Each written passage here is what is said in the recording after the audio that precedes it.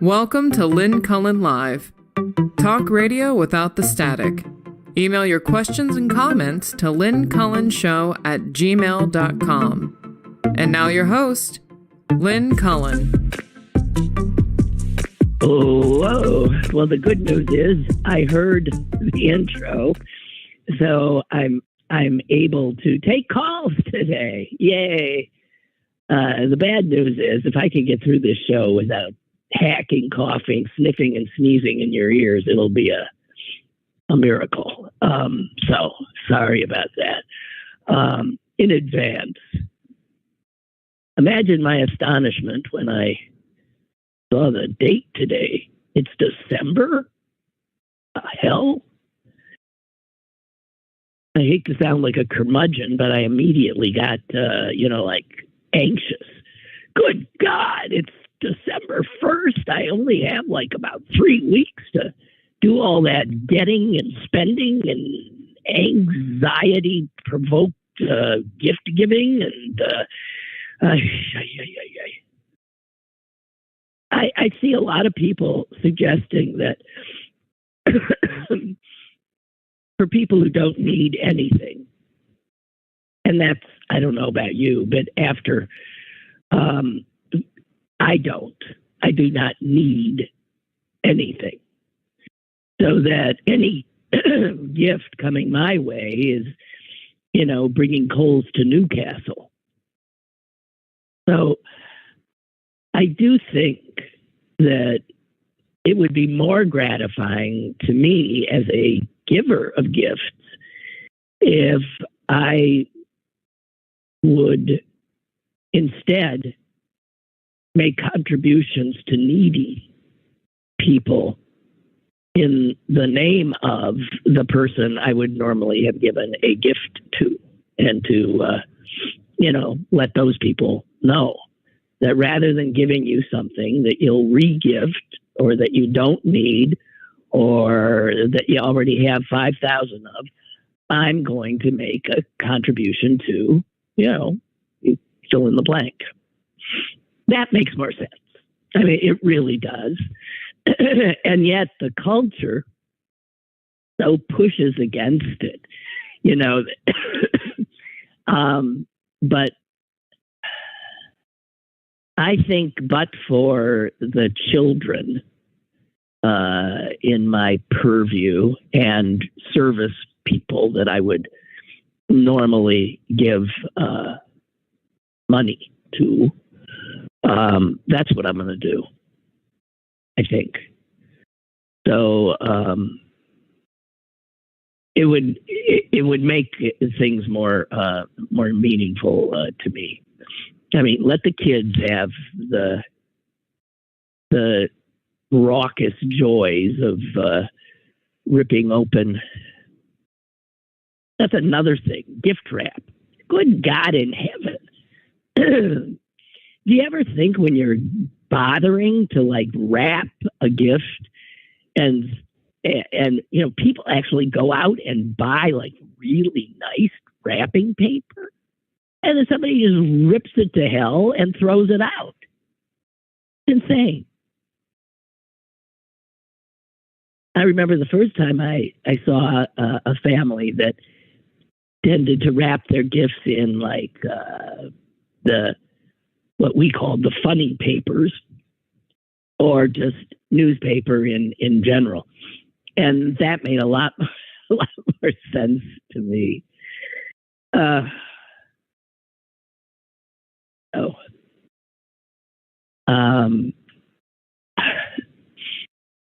I'm not sure where I'm heading.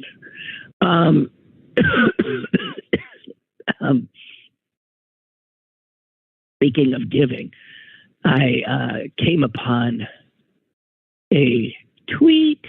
I said I was getting off Twitter. I'm still looking at it, even posted on it yesterday, honest to Pete. Habits die hard. And I am ambivalent about it, I don't know. I'm so sick of Elon Musk. I could scream. I'm so sick of these bloated, egoed, greedy men of power, and how we all have to sort of tolerate their selfish pursuit of more power, more money. It just blows my mind. It all does, as you know. Speaking of Musk, though, this is how out of it I am. He's got another company that, like running SpaceX, Tesla, and Twitter, and who knows what else, I don't know, aren't enough. He's got a company called Neuralink, and it's getting a lot of press today because he had a big bash last night, apparently, to excite people about his newest company. Twitter is not his newest. He's had that for like a whole few weeks. Neuralink. It's a startup, actually, he's had for a while, and it's all about creating. I can't even bear it. Creating, what do you call those? Implants for your brain that would allow your brain to be essentially hooked directly to a computer. Now, does anyone else see where this is heading? I've been squawking for years about our self-robotization. Well, here it is. And of course, an evil son of a bitch like Elon Musk would be at the forefront. Apparently, a lot of this technology already exists, and studies done with animals, poor animals, suggest that it, in fact, works. It's a fantasy that I employed often when I was a television reporter, and I'd be out on a story, and I would see something happening or some object that I just knew I wanted to focus on, and I wanted that, and I wanted this, and I was, imagining the story in my head, but I was at the mercy of the photographer, who was a videographer, who was with me, who might be a wondrous videographer, and then again, who might not. And so I always had this fantasy that I could create the video just by looking at it. I want that, and then it would exist. I want that. I want this. And it was a ridiculous fantasy. It's like my eyes were the camera. And apparently that's going to be pretty much doable soon enough. Now, I can see where technology like this is wondrous in terms of, imagine people who have lost the use of their arms, who can't write or who can't, communicate, being able to, just with their brain, being able to navigate or use tools, right? But that even though technology like this will be used for that purpose, that ain't going to be the biggest thing. And in fact, of course, because it's Elon Musk, that's not what he's thinking about. That's not what he's thinking. You think Elon Musk, a man of zero empathy, is thinking, no, I want to do this so that we can help all those poor humans all over the globe. I mean, this will be extraordinary for the disabled, for amputees, for people who can't see, for people, I mean, wow. But that's not what he's into. He sees these brain implants as a way of helping humans keep up with the robots, keep up with the artificial intelligence. Because, as we know, artificial intelligence will outrun our puny brains. Well, it already has.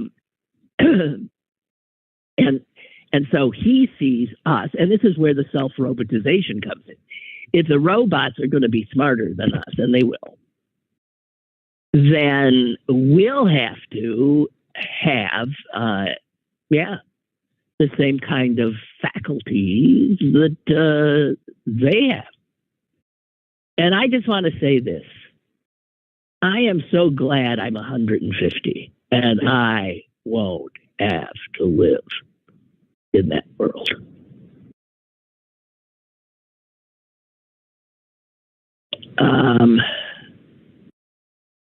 So, anyway. It says there's already clinical trials going on this kind of thing. The FDA is already has put out a paper mapping out its initial thoughts on whether it would be allowable and what constraints would be.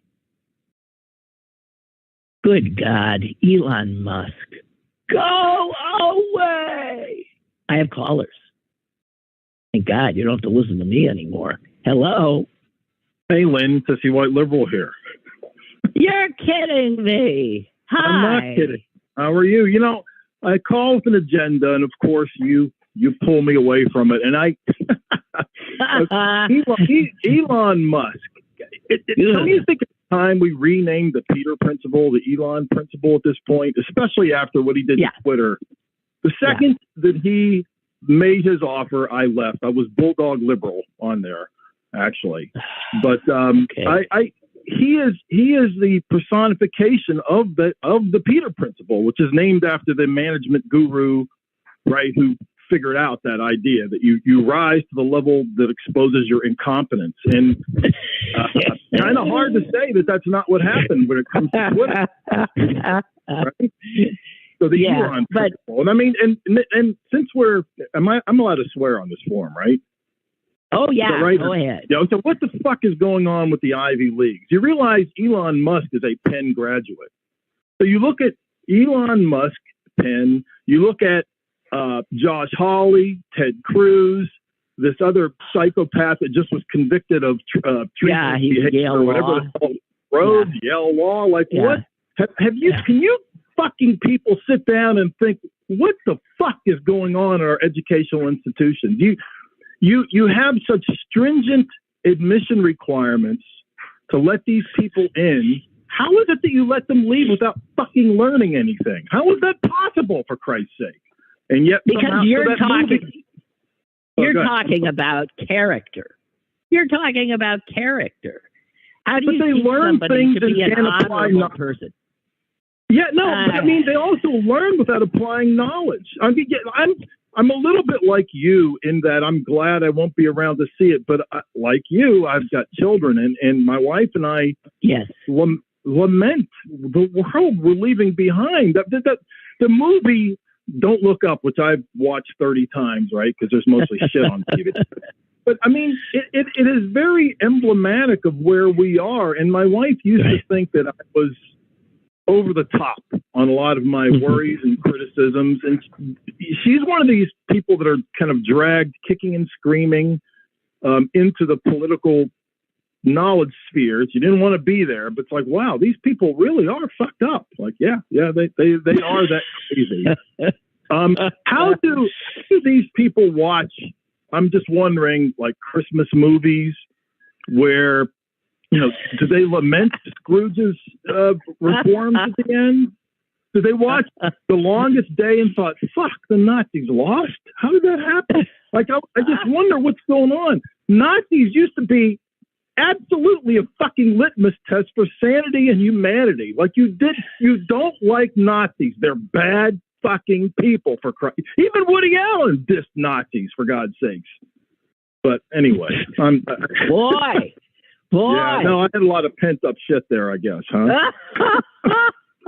I actually downloaded the song from The Sound of Music, Edelweiss, because that's a person's lament as to what's happening to their country, thinking of a time where beauty in I guess nature to a certain degree, and the natural. Right. I don't know. I hear that song now, and I think of the United States. I regret living here, and I'm a veteran, for God's sakes. I served this country, and I'm thinking, why did I? Because you believed in the best of it, and the best of it is still there, and that's like, I don't know that those of us who are willing to believe that we'll never be a perfect nation, you can't cede it to these. Yeah, facts. No, you're right. You can't. They're literally mocking the idea of improving a nation. Like this founding document that is really a political document, the Declaration of Independence, right? It's not really a law, but it's but it's symbolic of what we're trying to do here. We don't do it right. We're human beings. Human beings fuck things up all the time, right? But you're trying to get it better. So we're mocking the idea that lawmakers or voters want to improve their country. This notion of white guilt. I never felt guilty. I felt angry when I read about the civil rights era. And that's the emotion that I had. Growing up, having my parents exposing me to issues like bigotry and blatant racism, anti-Semitism, all these things angered me as a child. Maybe because I saw the right movies, maybe because my parents read me the right stories. Well, I think it gave me the right. It was your parents. It was probably your parents that's what forms us. Their character. How did so many? Well, don't you wonder out loud sometimes how did so many baby boomers go awry? Like, what, the greatest generation, were they just shitty parents? Like, what the fuck happened? Our generation benefited the most of any in history from public investment, above all others. And we did nothing to maintain that level of public. We mocked it. We derided it. And it's just upsetting as hell, I guess. Yeah. You know what? So. It's nice to hear somebody else sound as distraught as you, where I can just sit here and sort of smile. I don't know why I'm smiling, but it's no. It's we've got it's nice to hear you. No, we've got two cars in our household. One has satellite radio, so I numb myself listening to 60s and 70s rock and roll, right? Then the other one just is an older car, and it has AM and FM radio on it. And I still do listen when I'm in that car. I listen to religious right-wing radio, and I'm thinking these people are seriously sick. They really are. And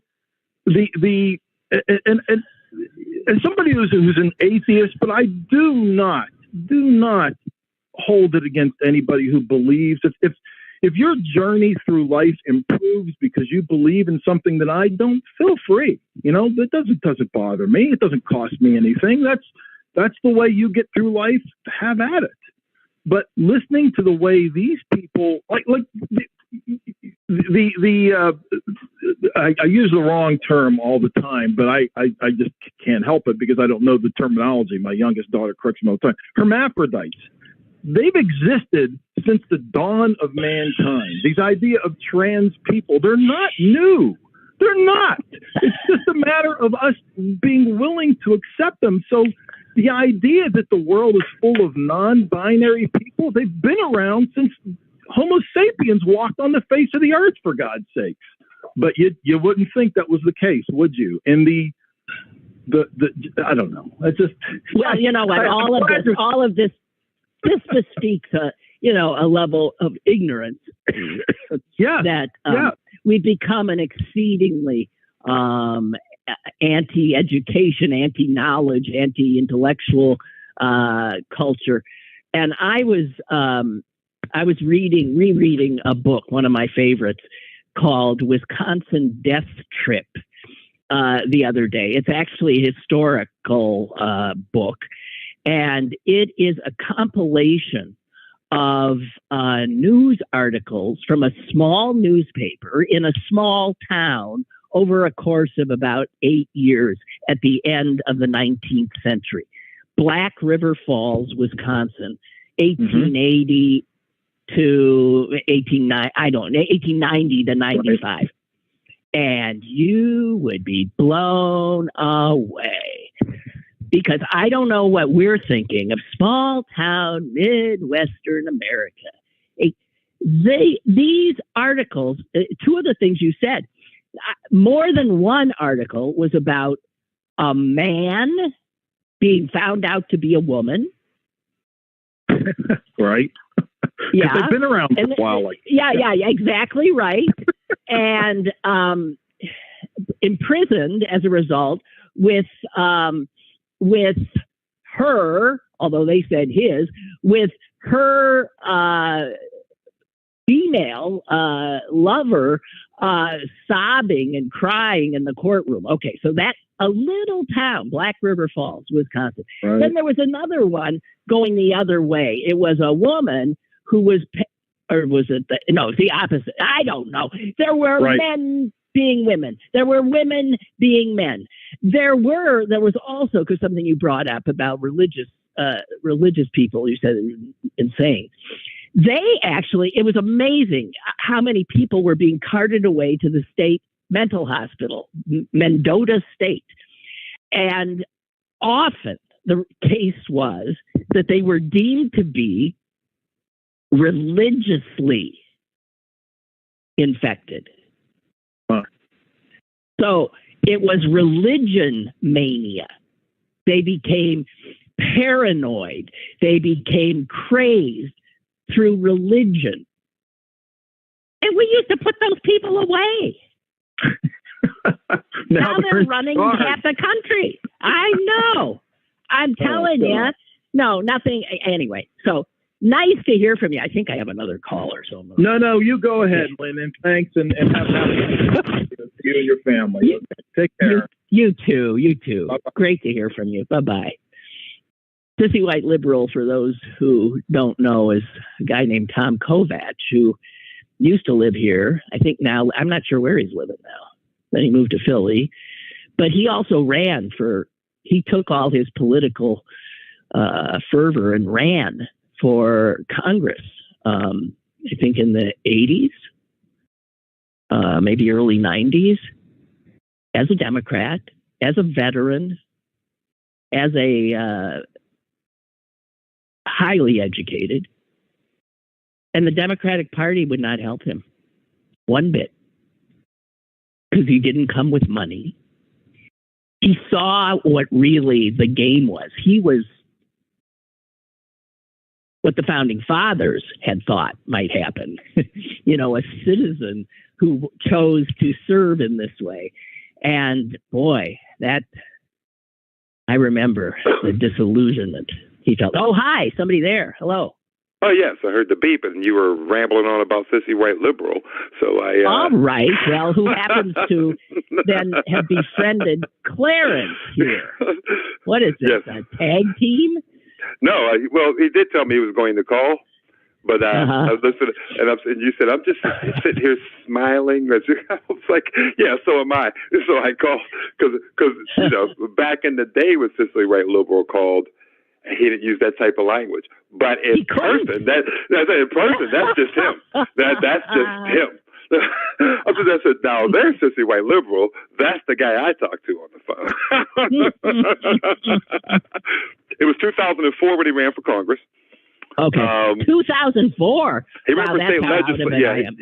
He ran for state legislator in the early 90s. Okay. Yeah, and all it was, in order to, you had to apply for the Democratic Party in Allegheny County to support you, and he didn't want to pay that application fee. He didn't pay it, so they didn't support. Oh, that's right. You needed money to actually have them even. Yeah. Exactly. And but he kicked butt in like Greene County and Washington County. He just but there's more people in Allegheny County. So So that's what that was. That's basically that's why I was calling. I was like, that's sissy white liberal right there. And I thought it'd be cool because we became friends because of your show. And he lives in Florida now, by the way. Yeah. Oh, Florida. Yeah. How can he live in Florida? No wonder he wants to get out of the country. Well, I'm not.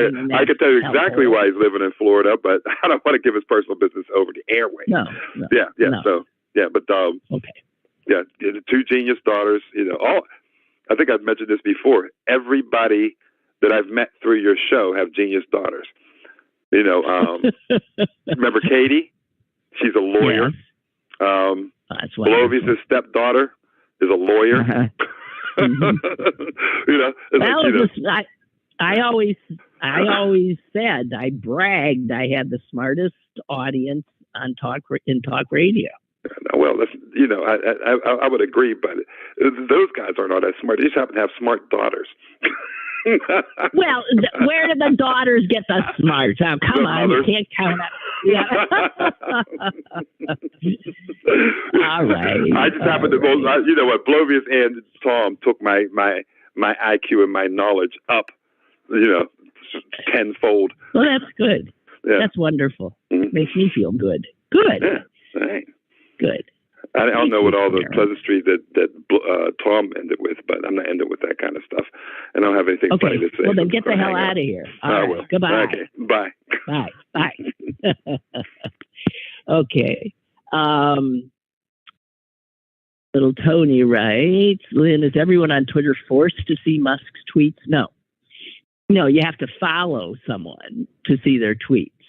Or someone you follow might retweet what he says. So then you see it. But that's why I always thought, I've curated myself to the point where I don't see the vile stuff. But what I'm left with now is a lot of insipid stuff because the people that so many of the people I was following for insight and information have abandoned the site. And I have just seen that I had to apply to another site and I've been green lighted, and it's called Post something or other. And there's a lot of attempts but it seemed to be the one most in line with what I would like, which is, intelligent conversation. I don't know. Back to little Tony. He says, I see them. He sees Musk's tweets every day. Yeah, because they make news. What a smug creep. He's beyond, he is. I mean, why is it that these most awful of people rise to the top? I'm thinking of Donald Trump. I'm thinking of Elon Musk. I'm thinking of Adolf Hitler. I'm thinking of all the horrific autocrats. I'm thinking of people who end up on top, and they're often the worst.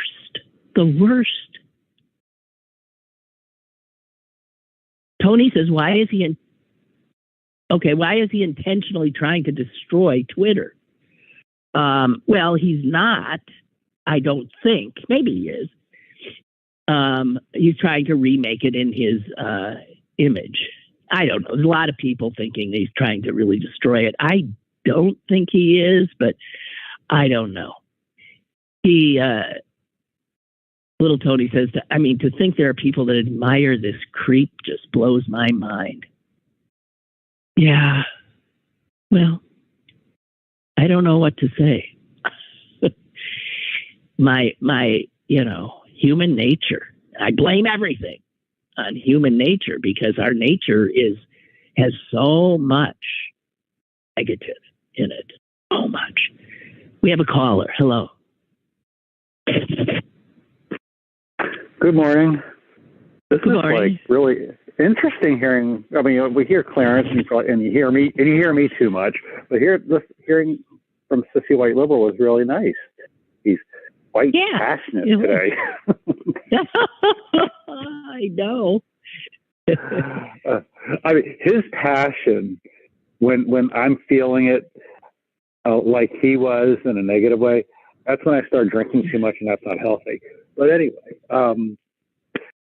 Clarence said something interesting, or maybe it was you. Like a lot of your callers have genius daughters. Mm-hmm. My daughter has an IQ of 143. Where does that put her? That's genius or flirting with it, yeah. Okay, and she does not get that from me. It's all Mom. So Clarence was right. It all comes from the female line. You know what? I've been listening to some shows, and like I watched the Anderson Cooper thing with the dogs, and I've read some things where is it paleontologists who study ancient civilizations, or which line of science studies that? And it all comes down to the women about survival. Like, because one of the things I've heard about was like, we were originally hunter-gatherers. Well, guess what? We were more gatherers because the men out hunting were pretty unsuccessful, especially back in the day, because they didn't have the weaponry or the tools to do it.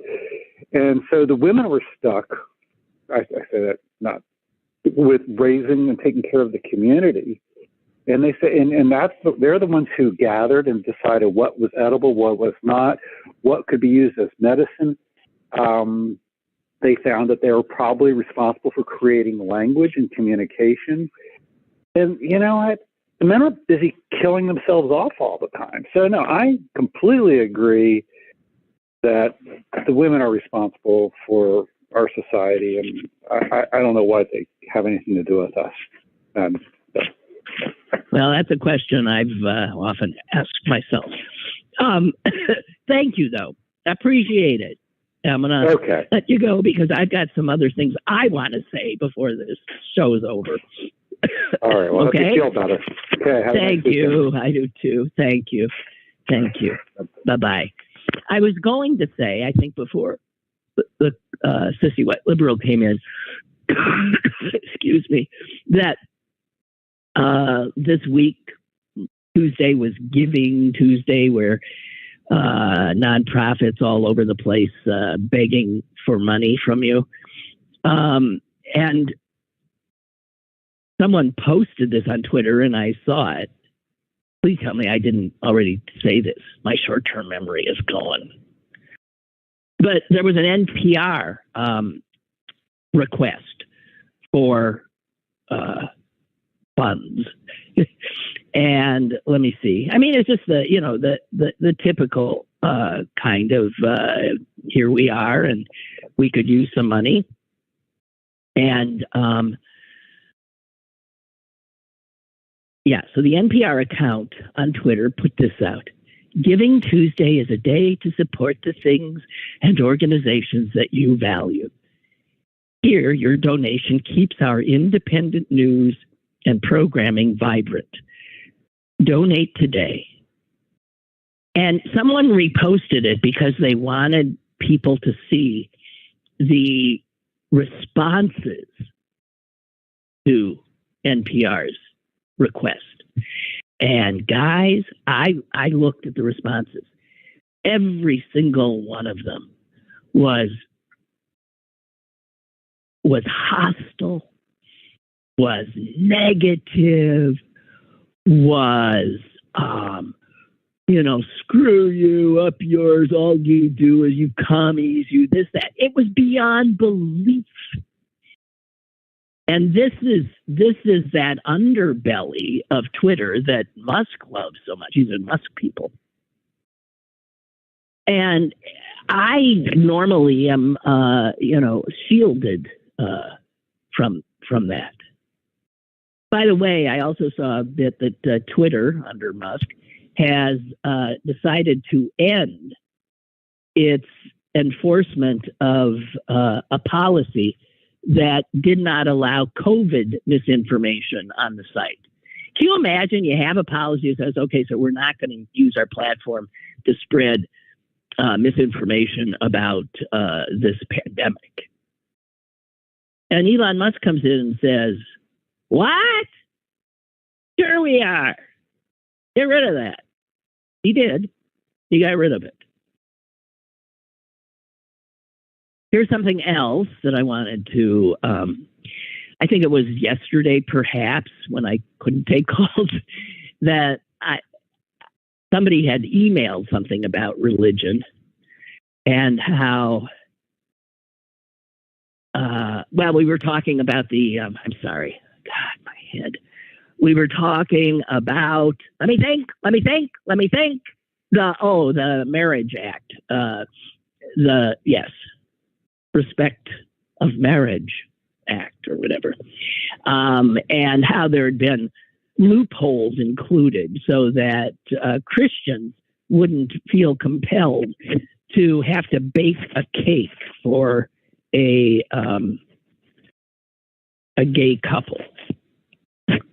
And somebody posted this, and I thought it was good. I got it from someone's retweet, John. I thank you. And I'll embellish it a little bit. Jews who keep kosher don't eat pork or shellfish or other, believe me, it's a litany of stuff. I don't, which I do not keep kosher. But Jews the religion says, I'm not supposed to eat this, I'm not supposed to eat that. The Muslim religion does the same. That's why you see increasing proliferation of kosher and halal restaurants. And interestingly, Muslims and Jews can pretty much feel comfortable, I think, eating the other's food. And then you've got Hindus with beef.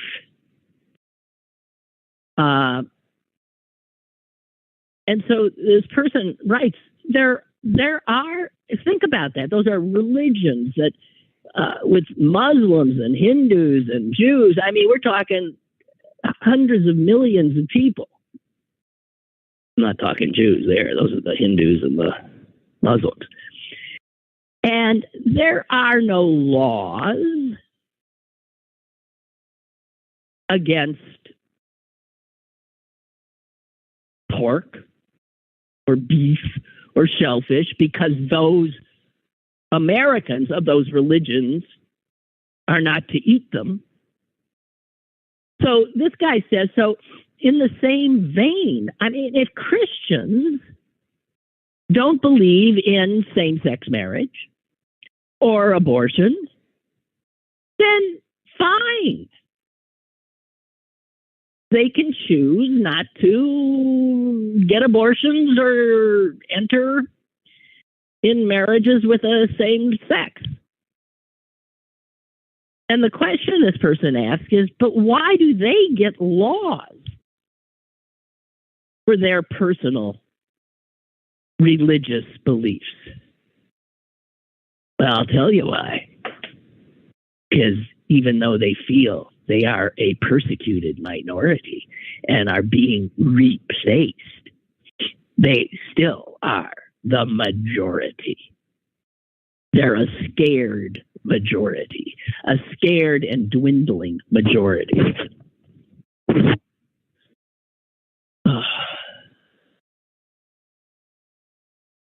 Hey guys, that cracker plant.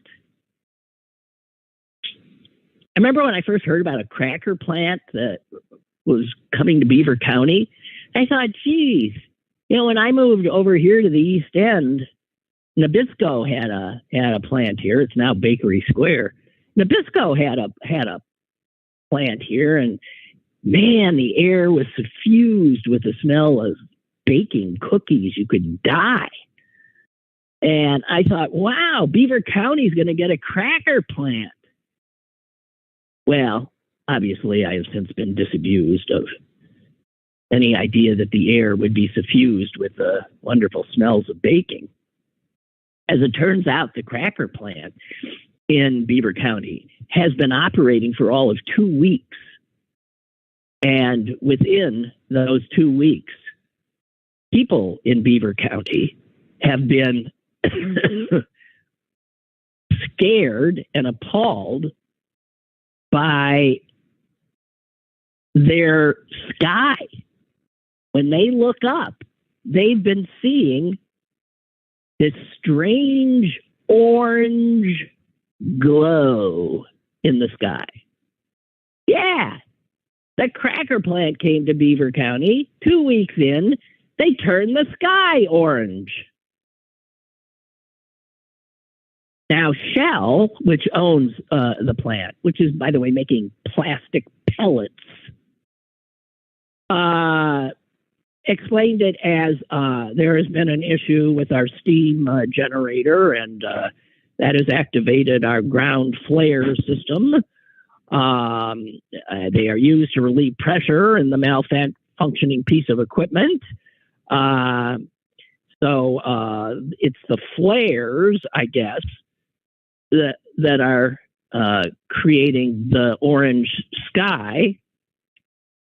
But I mean, a lot of people on Twitter were posting photos of this bizarre looking sky. So yeah, this is wonderful. Plastic pellet making, even as we know that plastic is strangling our environment. Yeah. But it creates jobs. So, great. So people will be able then maybe to afford the medical care they'll need for all the cancers and whatever else this plant is spewing into the air and the waterways.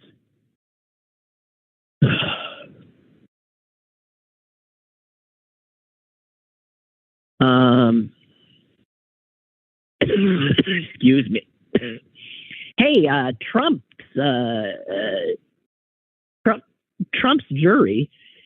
Which jury, you ask? It's a good idea. This is the case about his Trump tax fraud trial.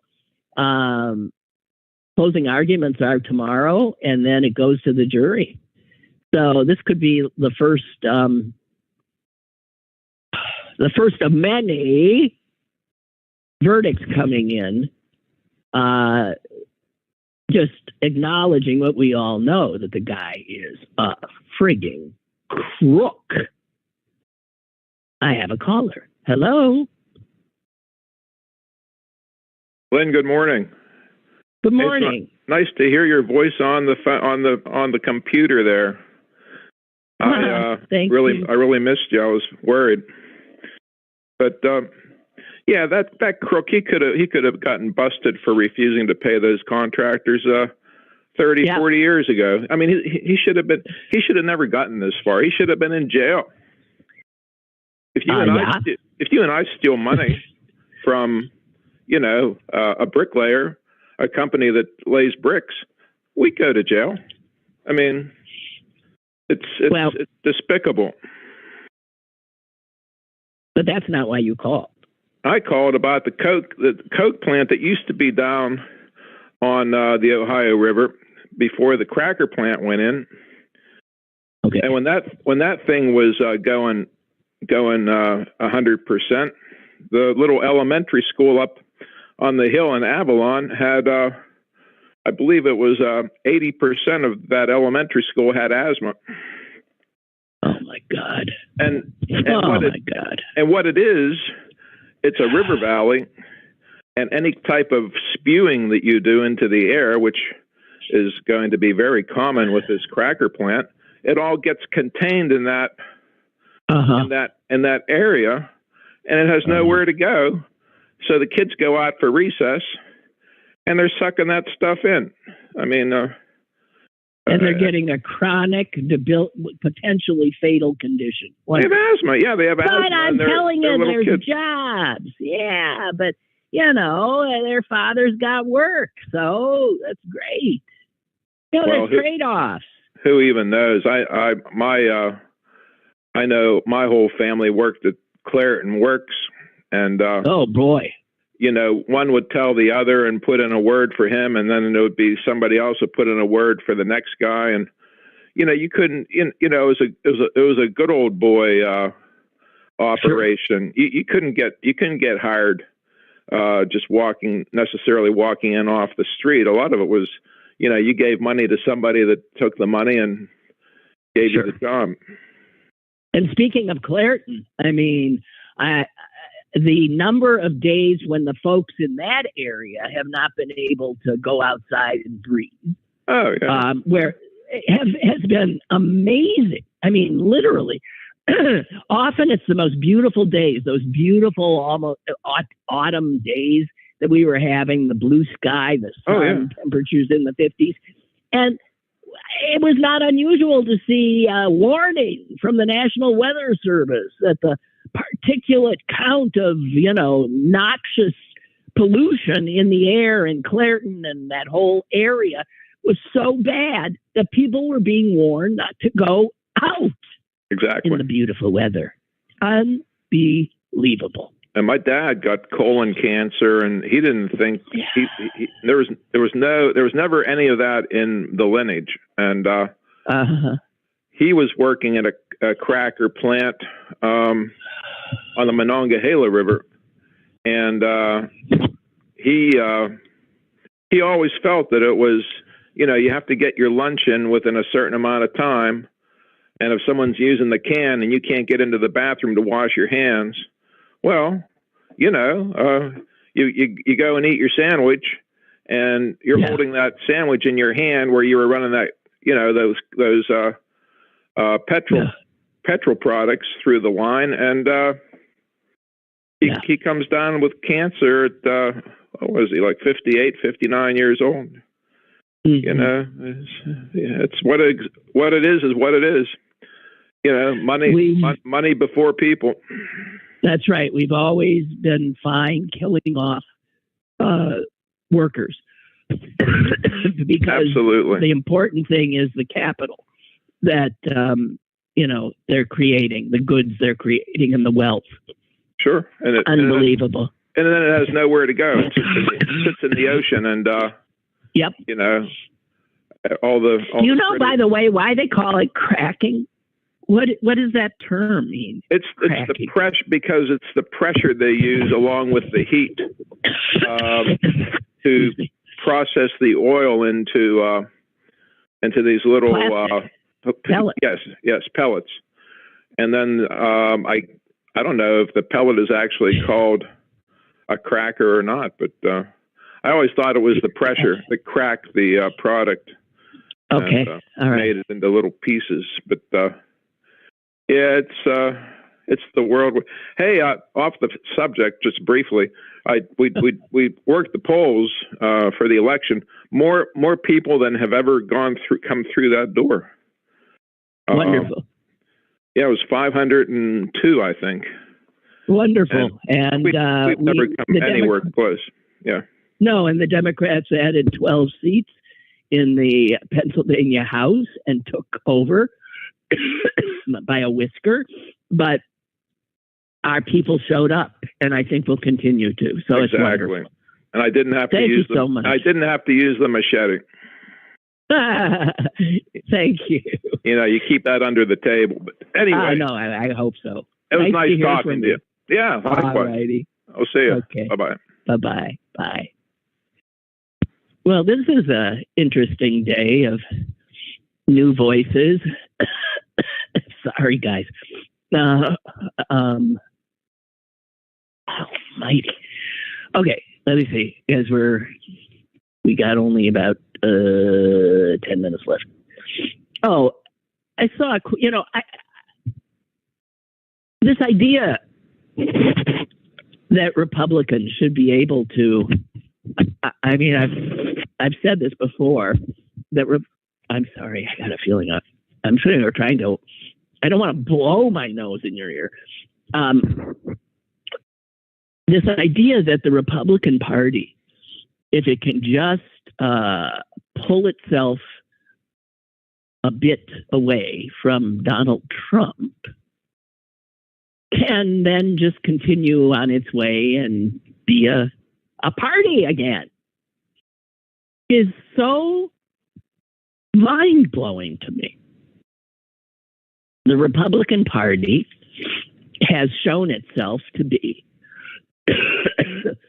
a white nationalist, neo-fascist party with no policies. No policies at all. What do they stand for? Power and disenfranchisement. That's it. And helping rich people get richer and keeping poor people down. And this is a party that happily signed on to Donald Trump, who made very clear from day one who he was, right? Anti-immigrant, racist.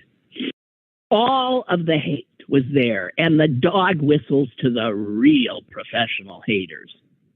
Charlottesville, good people on both sides. One of those good people was Nick Fuentes. Yeah, good people.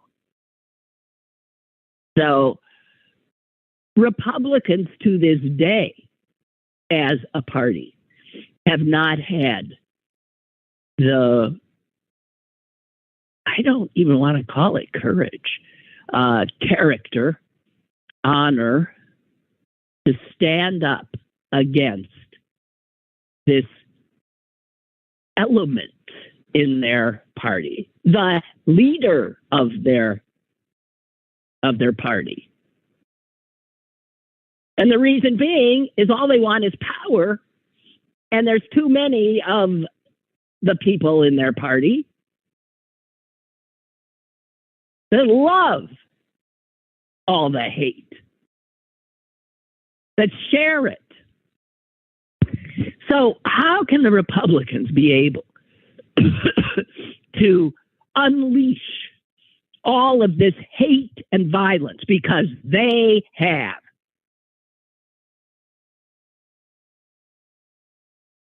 And then we're supposed to, if somehow they disconnect themselves from Donald Trump, believe that they're any different?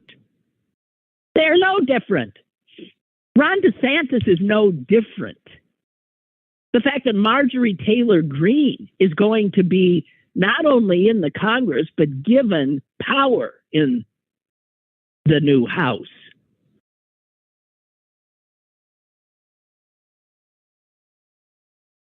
So this kind of hand-holding that the Republicans have always done with racists and haters, which then metastasized into what we've got going now, which is flat out open Christo nationalist, Mastriano, Carrie Lake, Donald Trump, fascism.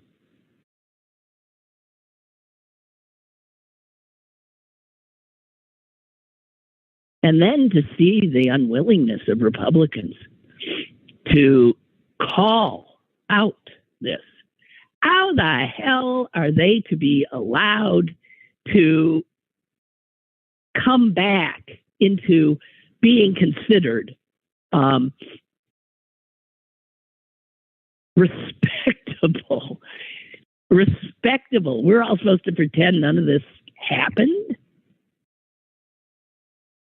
I mean, look at the spineless Mike Pence,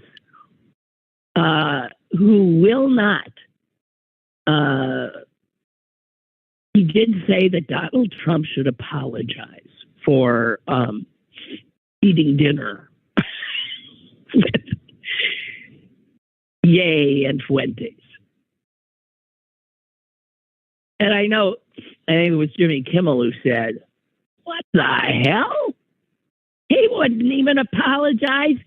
And I don't think you even asked him to apologize for trying to get you killed, Pence.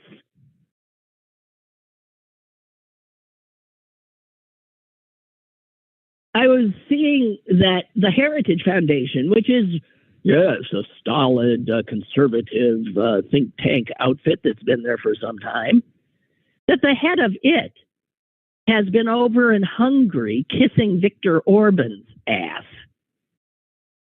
and then tweeted what an incredible honor it was to be able to meet with you. And one thing is clear, that America needs to be more like you. The world needs this movement for truth, tradition, for families, and for the average person. Now, what do you think he's thinking when he says average person? Average is, he means sort of like normal, the norm. So he's talking about whites, and he's talking about Christians, and he's talking about heterosexuals. This party and those foundations and think tanks and media that support it are full on fascist now. Full on fascist. Now, a guy who I think of as an opportunist, but at least I'll give him this. He did leave the party. Former congressman, former Tea Party congressman, former full-on right-winger. I think he represented Illinois, Joe Walsh. He said this the other day. The country needs to understand that my former political party is fully anti-democracy. It is a fascist political party. It is a political party that embraces authoritarianism. We have got to defeat them. Well, I would listen to people who, used to lie in the same bed with them.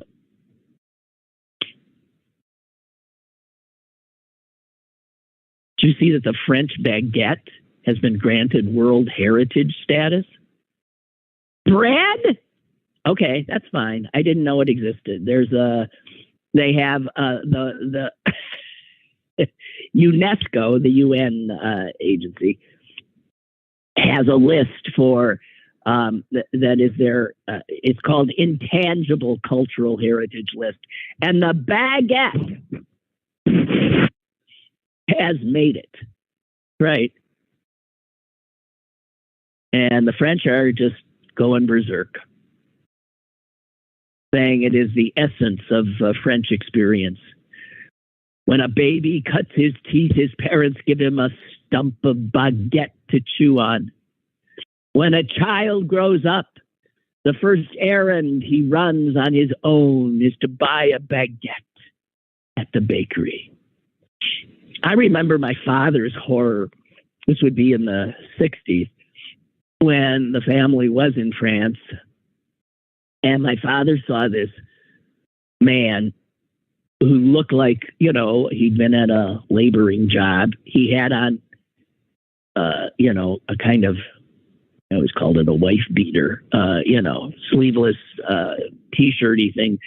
And he was riding a bike, and he had this huge baguette, which he was holding under his, in his armpit, essentially. He had his, And my father looked at it and said, "Oh my God!" All he could think of is that man, he's bringing that bread home to his family and he's carrying it in his stinky, wet armpit. But yes, he was. He was. A baguette, by the way, I found this out today, has 4 ingredients. That's it. Bet you could name them: flour, water, salt, and yeast. That's it. So anyway, the baguette, now a World Heritage, not site, but thingamajig. And who even knew? I think that's all the time we got. Yeah.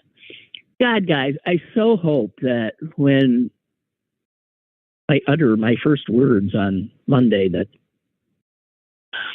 I don't sound like this anymore. I really, really, really, really do.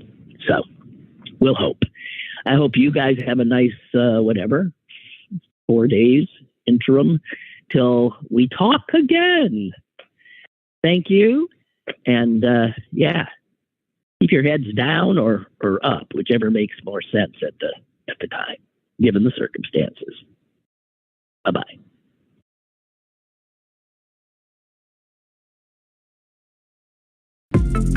Lynn Cullen Live, Monday through Thursday from 10 a.m. to 11 a.m. and archived at pghcitypaper.com. The opinions expressed on Lynn Cullen Live are those of the host and do not necessarily reflect the viewpoints of Pittsburgh City Paper or its advertisers.